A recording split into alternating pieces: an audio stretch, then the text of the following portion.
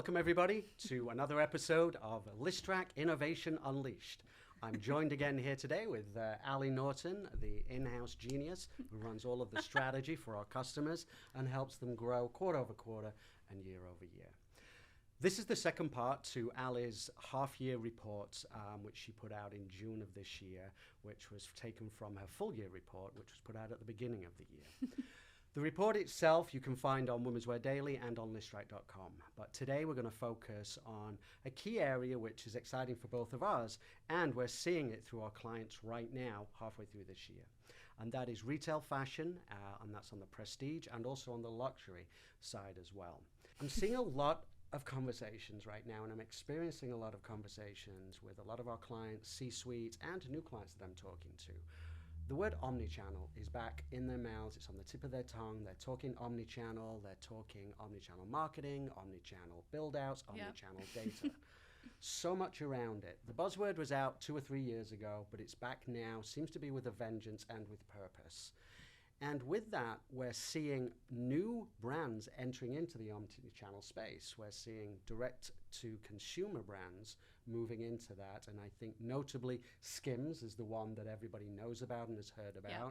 Huge brand, come out of Kim Kardashian's portfolio, straight onto digital, sold extremely well. Now they're opening up 15, 16 stores over the next year and a half, which is incredible. Yeah. Also brands like Anina Bing, which, you know, a small, very prestigious fashion brand, very hot. It's now expanding as well. More bricks and mortar stores opening. And yet, you know, these are brands where the majority of their business came out of e-commerce and direct to consumer, but we're seeing this expansion.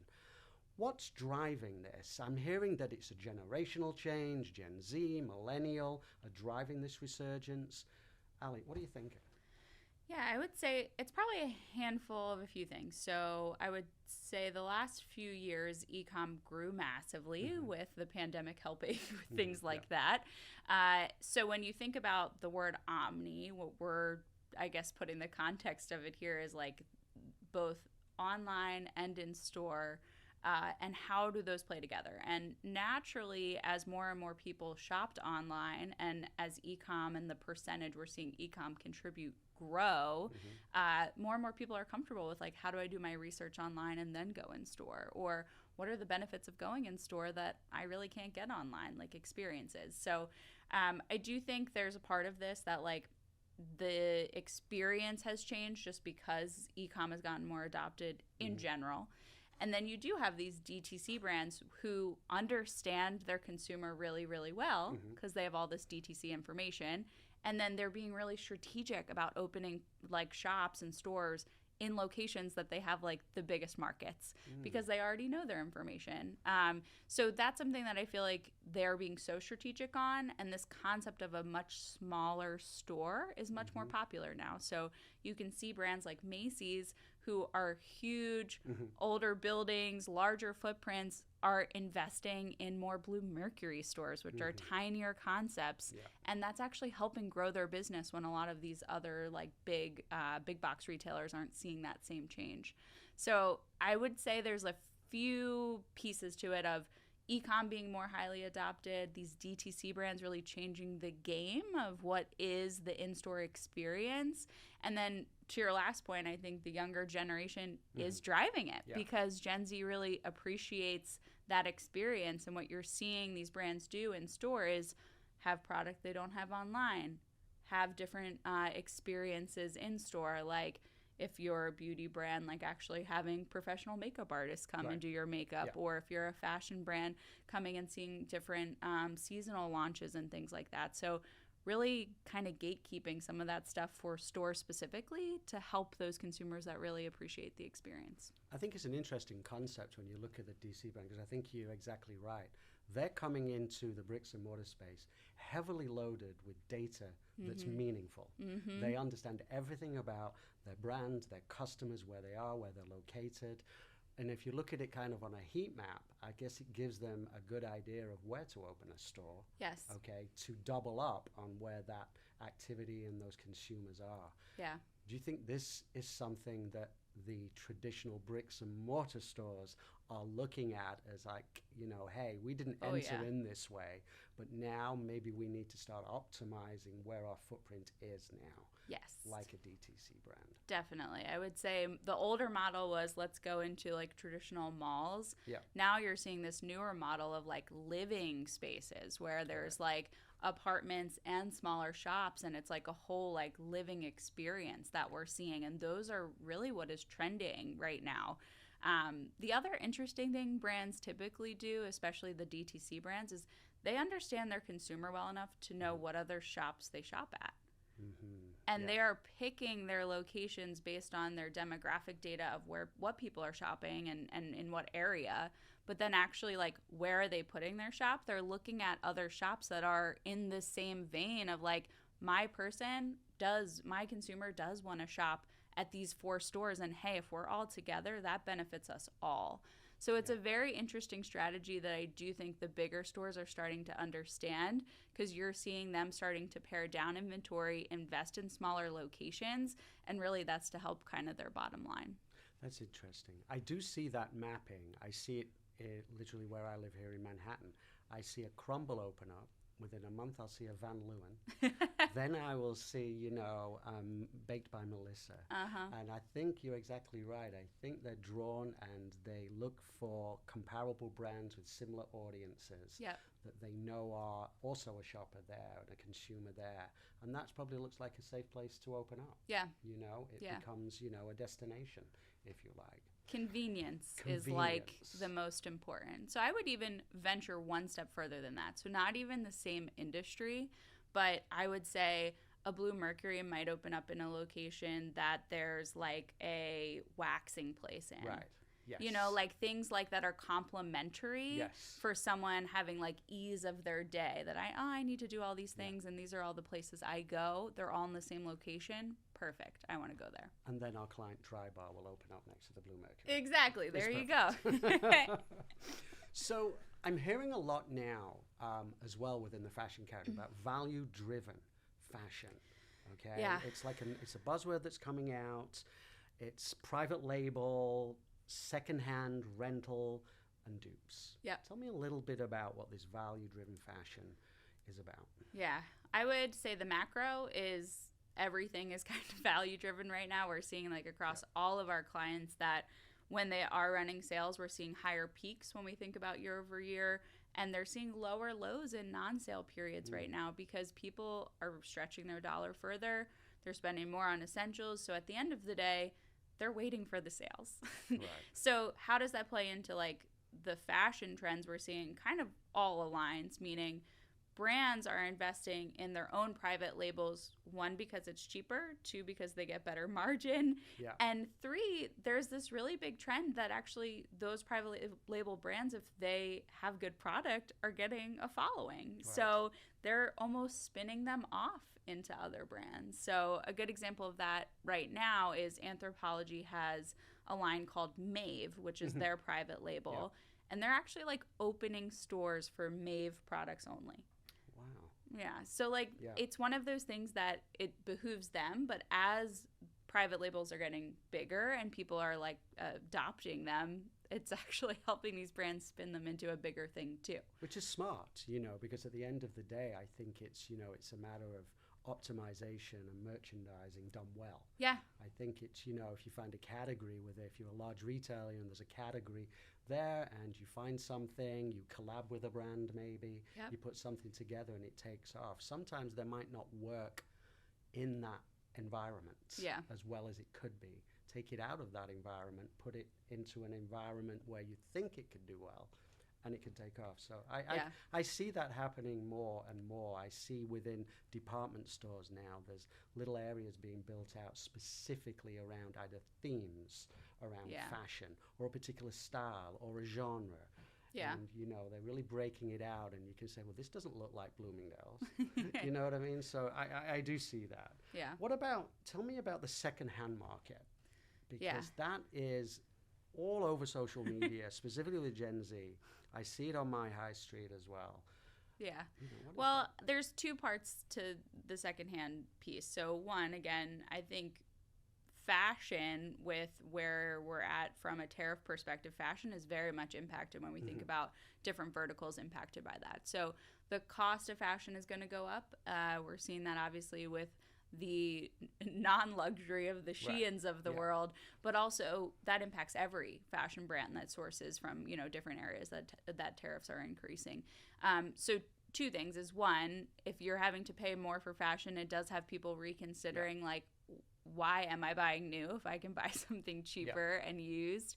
And then there's obviously this sustainability factor, which is huge for Gen Z. So this is something that I think retailers and fashion brands actually have as like a goal to be sustainable. I would say in like some of the recent reporting I've seen, it's fallen down on priority lists.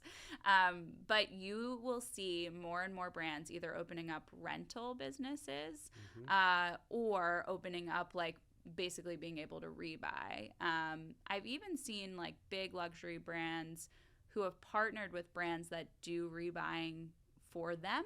So they don't even have to own it, but they can send a post-purchase email that says, hey, that item you bought 6 months ago, we'll rebuy it for X. And what does that do? It does two things. One, maybe that person doesn't want to sell that back, but it does tell them, hey, the investment I want in that other piece of clothing is worth it because I could sell that back later. And then two, it obviously gives the brand a lot more like breathing room for some of that by being able to check that box. So both of those things I think are a big deal in that space.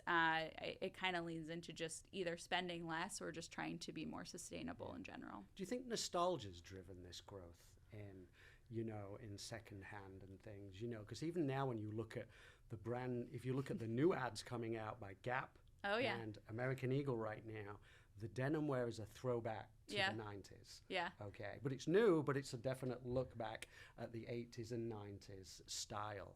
And I think, when you go into a lot of these, secondhand stores and thrift stores, again, it is a lot of throwback. It's vintage. Yeah.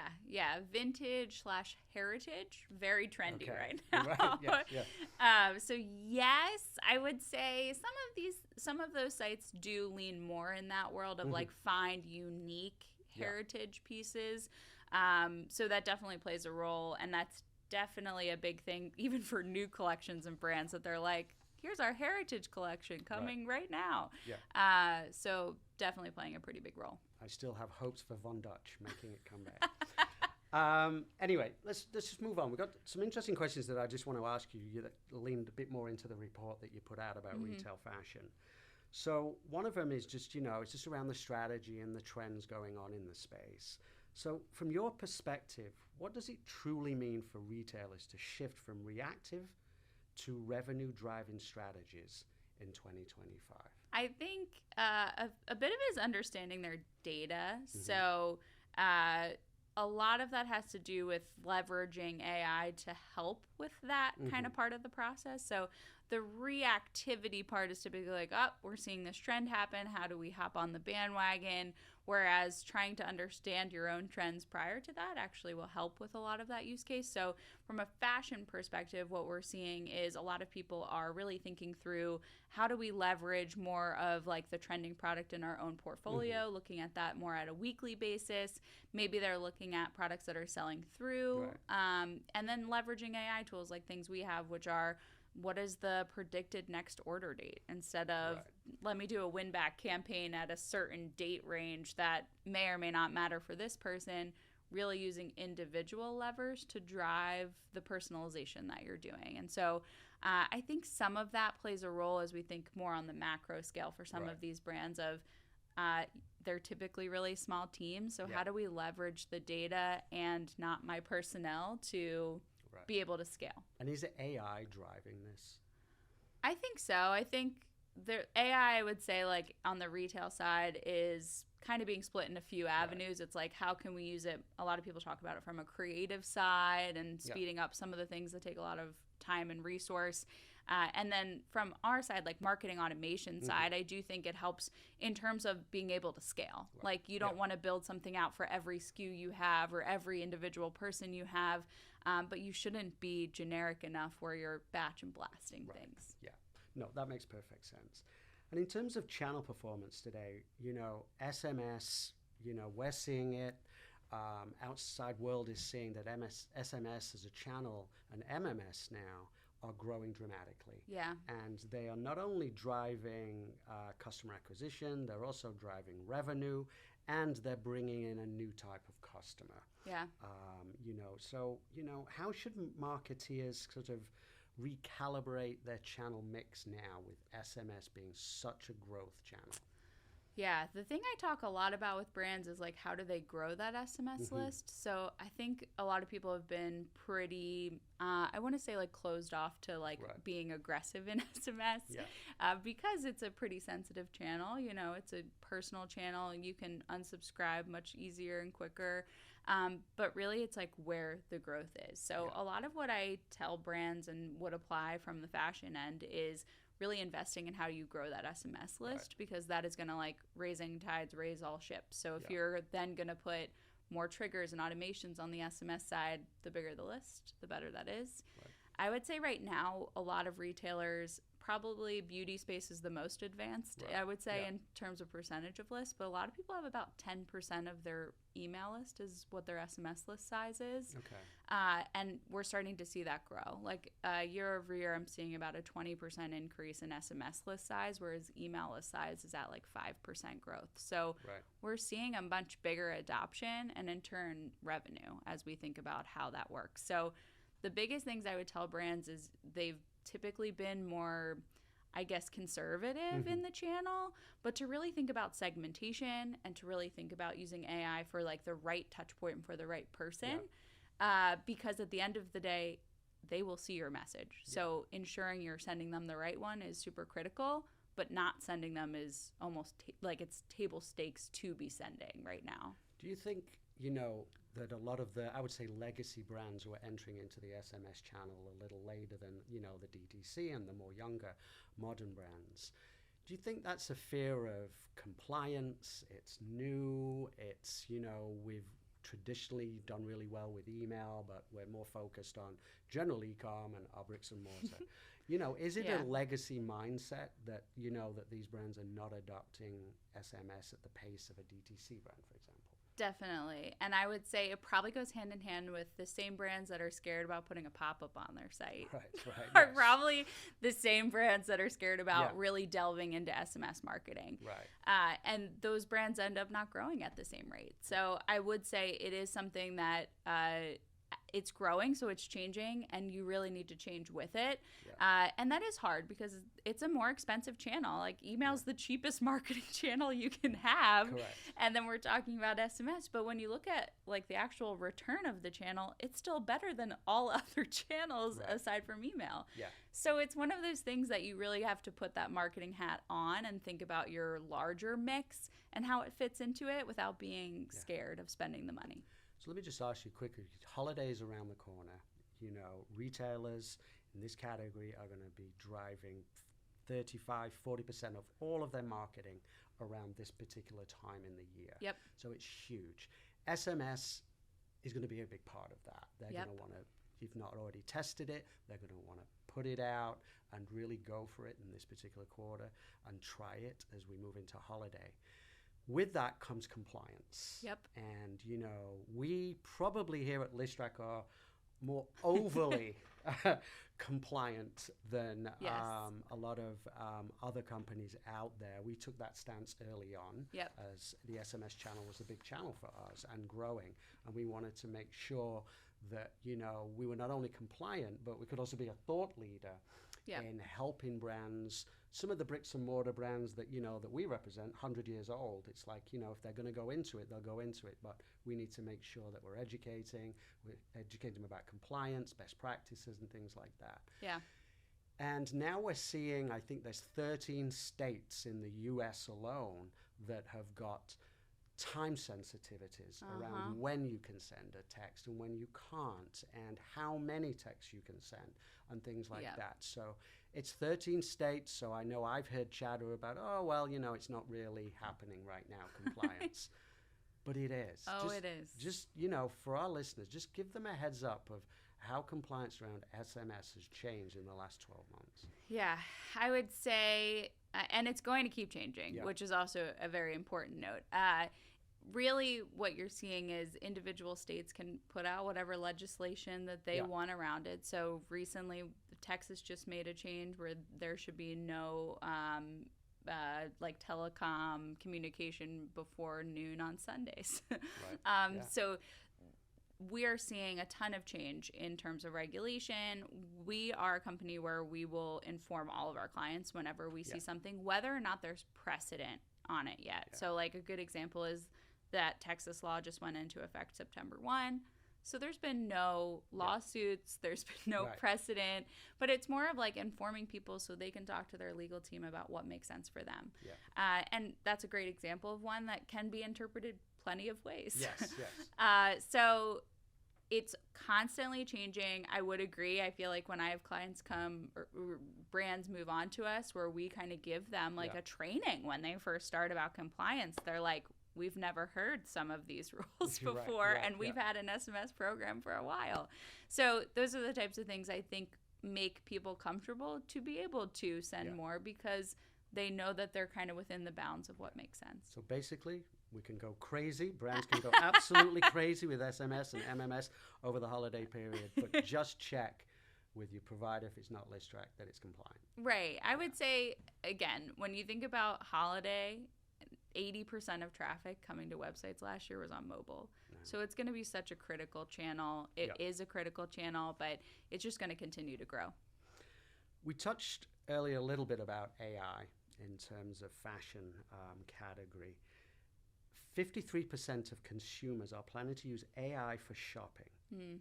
So how should retailers rethink their digital experience to meet this shift? And what does that mean? 53% of consumers are planning to use AI for shopping. There's kind of a mixed bag when you talk about brands, especially when you think about like fashion brands and like AI. So a ton of brands have invested in having like a chat bot on site that'll help you shop. So when you talk to brands about like, are you leveraging AI on your website? That's kind of like a tick. Yes, I have. What we're talking about in our research is actually more where people are originating their searches of what they're looking for. So ChatGPT released an update this year that was all about a shopping component. So similar to Google Shopping where it gives you multiple products. The difference is it is actually looking at a ton of different like publications and really reading reviews and then being able to recommend what you should buy. So a lot of people are actually saying to ChatGPT, what should I get my mom for Mother's Day? What should I get my dad for the holidays? Giving some information about what they like. And then they're really using it as like a shopping engine to get back what they should buy. So it's one of those things that I'm seeing more and more brands adopt this like AEO, like agent engine optimization. So we know SEO to be kind of normal stakes when we think about search engines. But we're seeing traffic shift from search engines to AI that people are coming to site from. So what you're seeing now is brands are having to essentially make sure their site is crawlable for agents that are shopping for people on their website. Is crazy. Crazy. So it's super intriguing because there will be a future where agents are, there's a current where agents are buying for people. But at the end of the day, it's just going to keep growing. So sites are actually changing the way they surface reviews. They show their differentiation. So when agents are crawling the site to say, you should buy Peter Thomas Roth's product over other competitors, this is why. And it's because they're giving you all the information very readily available to be crawled. So it's a really interesting time because people are trying to make sure that all these agents people are using are actually going to help them be the one that stands out. It's been a big chat about the AI agent and two-way conversations, specifically in the two categories of beauty and fashion. You know, where people ask a lot of questions before they make the purchase. There's a lot at stake for that purchase. So it's kind of interesting. Moving on from that, which kind of ties into it, is, you know, we're looking at operational agility today as a fashion retailer, as a fashion brand. Inventory volatility is a major concern. How are retailers using messaging and automation to turn stock uncertainty into opportunity? This is a good one. This is one that we kind of like are predicting for the end of the year, because I think brands don't really know what to predict for themselves in terms of tariffs. I think now a lot more people are more worried about next year and some of that. But what we are predicting is that there will still be a ton of inventory volatility over the holidays based on people sourcing from different places, really uncertainty of how people are going to shop this year too. But the levers that we have that we typically recommend are using our alert suite. So things that are looking at your product information constantly, and then you can make levers on that. So if someone browsed something that was out of stock, you can essentially say, hey, let them know when it comes back in stock at a certain threshold. You can even be smart enough to say, hey, tell the people who browsed it first, or tell the last people first. Wow. So there's kind of some smart, I guess, like strategy you can add on top of that. And those messages perform well consistently year over year. And then you have things like low inventory, which is also important in times of stock uncertainty, because you can essentially be like, hey, if you don't get it now, we don't know when you can get it. Right. So that is also a great message and a timely message where you can essentially set a threshold to say, if we hit this threshold, let the people know who haven't bought it yet that they need to get it now or they have to wait. Yeah. And both of those are great in terms of triggers, in terms of lower funnel performance, that people have already browsed the product. So you're like, hey, informing you of X, and that could be a certain time period since they looked at it. So low inventory, you can set a time range to be like, let them know 30 days later or maybe 90 days later. Or maybe if your business is an annual business that sells, certain times of year much more frequently, maybe that window is very long for you.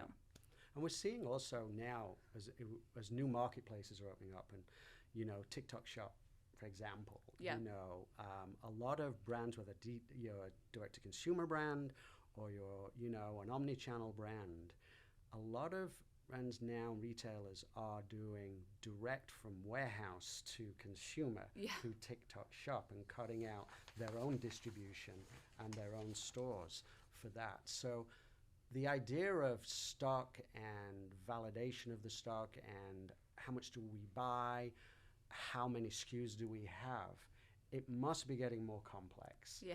Because, you've got to find the most profitable ways for the distribution, delivery of that to the consumer at the end of the day. Yeah. And so, I would think that AI tools are probably, coming into play there as well. So is there any kind of best advice around that you can give some of, brands and retailers out there today regarding this? It's definitely tricky. So in that use case when you're talking about different distribution channels, so Amazon's a good example of that too, where brands can either decide to be on Amazon or not be on Amazon, can decide what inventory they do want to put on Amazon and don't want to put on Amazon. Same with obviously TikTok Shop.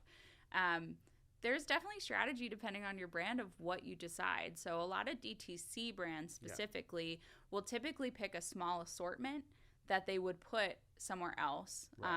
Typically with they typically have bigger inventory sizes of it anyway, or it's a leader product that they get people into their brand with.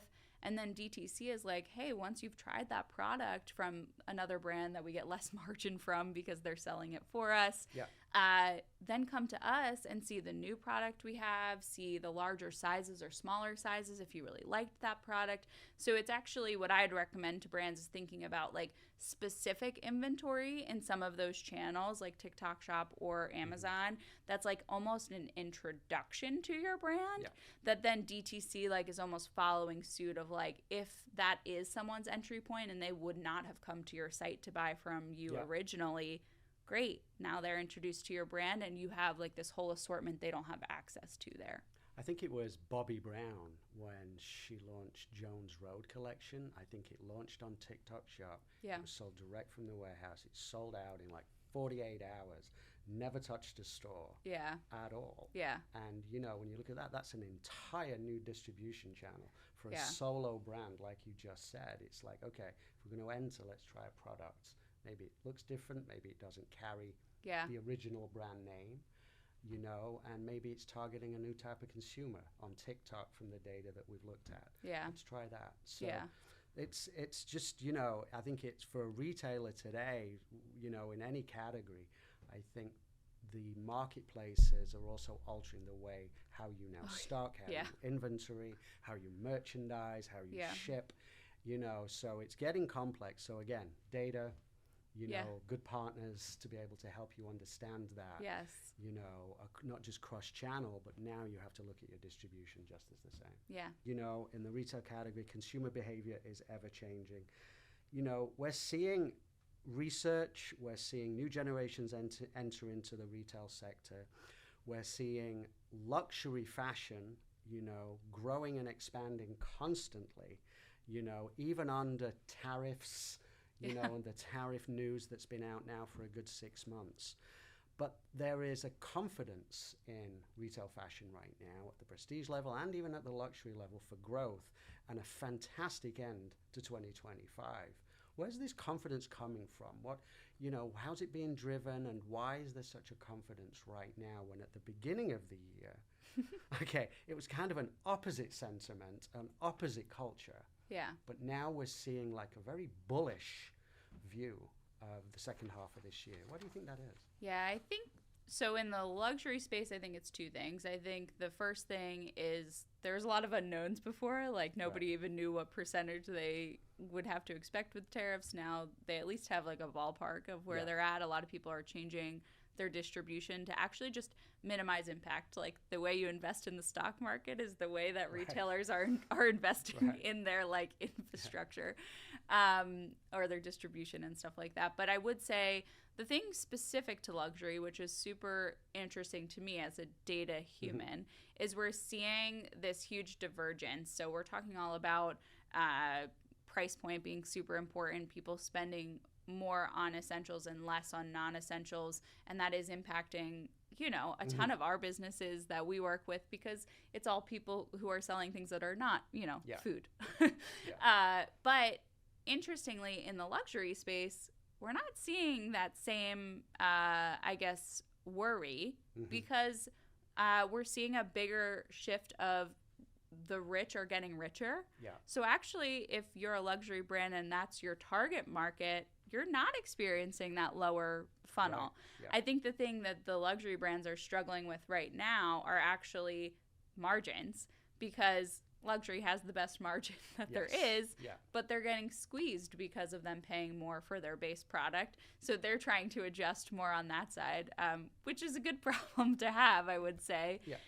But yeah, they're not as much feeling the impact. And you will see a lot of those brands are making lower entry points. So they're actually, we were on like a call the other week about a brand that is diversifying price points, and it's to get maybe not that top consumer, but new consumers in who might grow into that top consumer one day, but giving them an entry point price that actually feels achievable.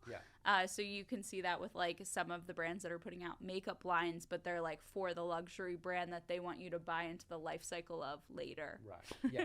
Yeah, it's like, here's a little teaser at $75. Yes, for a lipstick or something like that. For a lipstick, or here's $700 for a little purse that gets you in the brand, and then you can move up over the years. Yeah. I think Louis Vuitton did a great job of that over the last 20, 25 years. Yeah. I think specifically, for 16th birthday, getting that little purse. Yeah. A little clutch thing, and then progressing first job, you might upgrade that. Yeah. And then, as it moves on. But I think that's breeded loyalty within the luxury sector. I think when somebody gets that first luxury brand, that becomes kind of their brand for a moment. Yep. Without diversity, and they stick to it. Yeah, so definitely. I think that's interesting. So let's look at performance. This year we've seen ups and downs in terms of, that we've had tariff woes, we've had economic woes, there's been different things that have been driving confidence in the market. Yet, we're seeing 60% of listrak clients are now expecting to meet or exceed their 2024 performance. So what's changed? What has changed? What's driving that? What do you think the sentiment is of that now? Yeah, I think a bit of it is more certainty. There's still some uncertainty, but we have more certainty of what it is. in terms of at least tariffs. But so I think that's part of it. I think also people are starting to understand the trends of consumers right now. So like that's the hardest thing in uncertainty is like, how do I market to this person that is their behavior is changing? So I do think that's the other part of it, like in surveying our clients. I think a lot of people know that holiday will do well because they also know that in times of non-sale, they're seeing people pull back. And their sales are doing well. So when you think about Q4 and it being so highly promotional, I think people are pretty optimistic that knowing that that's what people are really saving for, the demand is being pent up for, I think people can expect a pretty decent holiday. Do you think with some of these economic or tariff uncertainties that we've been experiencing in the last 6 months, do you think that's created a new way within brands, retailers are now focusing on holiday and key events? Meaning, are we now, because there's a lot of, value-based shoppers out there right now, economic, downsides in a lot of areas within the country, do you think that that is making retailers and brands think, you know what, well, we used to have a 4.5-week holiday program. Now our holiday program is 13 weeks and it starts day before Thanksgiving and it's going to end on December the 31st.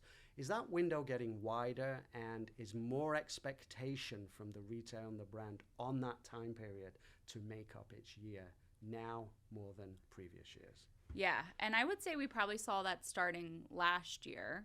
I would say that was like the month of November was people's holiday, which, in marketing agency world back in the day, we'd be like, oh, it's like Cyber Week. But really, like, people are doing sales the whole month. I would also say even after that, people are doing 12 days of giveaways or holidays, like in like the before Christmas time period. So, yeah, like I would say we're seeing a much more extended time period. I think what we're going to see more of, I've been seeing a lot of brands doing this, is if you're doing a lot of sale activity and it's all different. So like you're not offering 30% site-wide the whole month, right? You're typically probably doing like a buy more, save more at the beginning. Maybe it's like a specific category sale.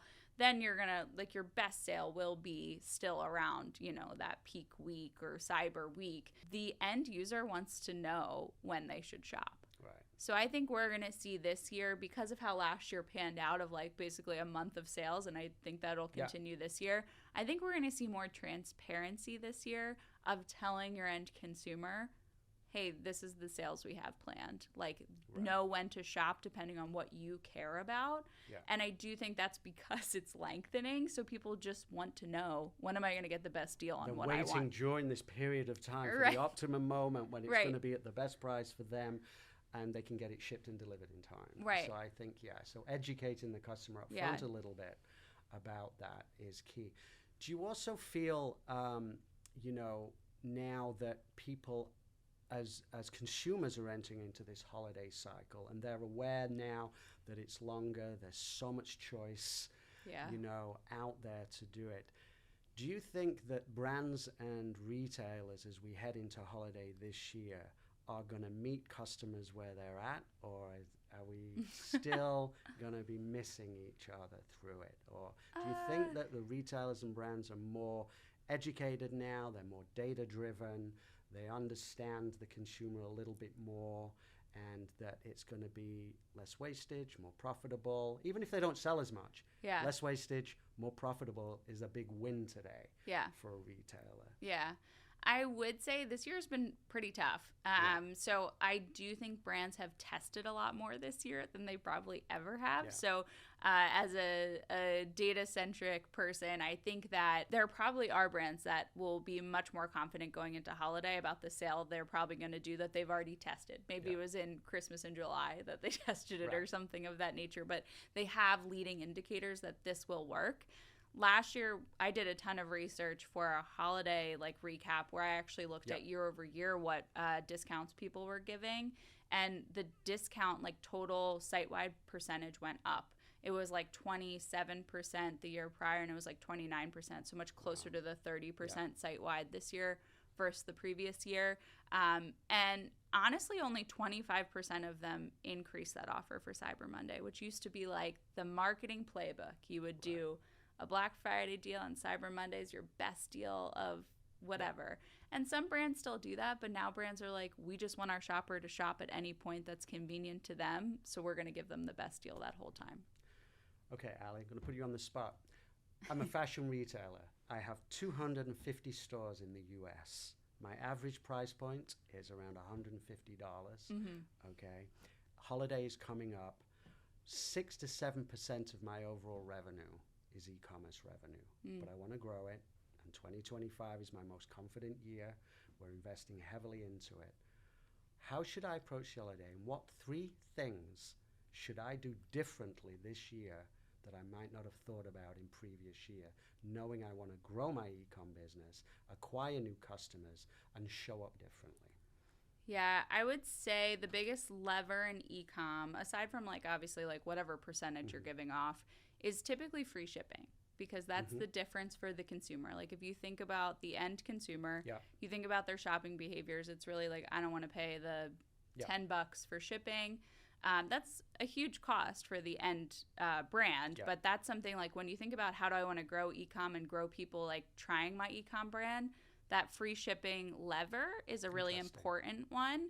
So that's probably what I would say in terms of like what haven't you tried or added onto your sale that actually might help. Like I'll see brands do that for one day to see what lift they get on top of what they were doing before. So that's a big one. I would say for like in the use case you're saying of your AOV is typically 150, you want to grow your brand, I would do something more of like a buy more, save more. So a threshold of a % off if you spend more. So in that use case, really strategically, if your AOV is typically 150, I would give a 20% discount at 200. So you can try to get the basket size higher for people to get the incentive, and it's a little bit higher than what people typically spend. Not too much higher because people won't spend crazy different.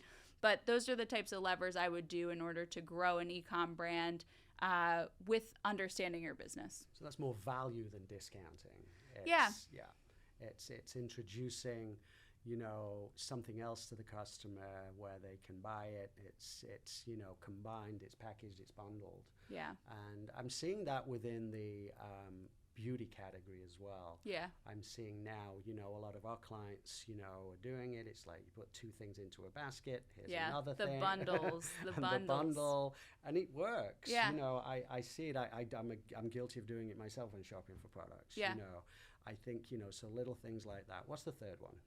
Individually, I would be more strategic for having like a life cycle in your program. So like if someone, I guess more specifically to your email program, but or SMS program, if someone signed up and never used their coupon, that's something you would weave into any other communication you're doing with them to really tell them it's still available for them, and then have some sort of threshold based on the data you know about your consumer that if they don't purchase by X, we're probably not getting that first purchase. At that touch point, I would give them a higher offer to try to get them to buy. Right. So that would probably be more strategic by the brand use case, but more personalized too and scalable of instead of like having a specific sale, how do you get someone who has decided to listen to you as a brand to actually purchase? And there is a certain window that makes sense for. Yeah. And then the last thing that I really want to touch upon is, you know, specifically within this retail fashion category, I'm a big proponent of it, as you know, creative production is my background. So what I'm seeing more and more now is brands starting to think about their communication materials and what they're putting in it. Because, you know, listrak, you know, we represent, you know, so many brands in beauty and in retail, in prestige and in luxury, and you know, we see all the wonderful creative that they do in Vogue magazine, in Marie Claire, and we see the wonderful billboards that they do. Yeah. And now social media, when you look at the reels and things that they're doing, it's high quality, high gloss stuff. But then, you know, we'll talk to a new client, or we'll onboard a new client. We're like, okay, let's look at your email creative. And you're like, what is that? It's like, this is not a representation of your brand. Yeah. So, you know, I think I'm seeing a slight move into creative view. Yeah. Because I think, what we've all mastered to do is to get the right communication to the right person at the right channel at the right time. Yeah. Got it. Yeah. We've done it. And we've learned a lot about that customer. And we do that day in and day out here at listrak.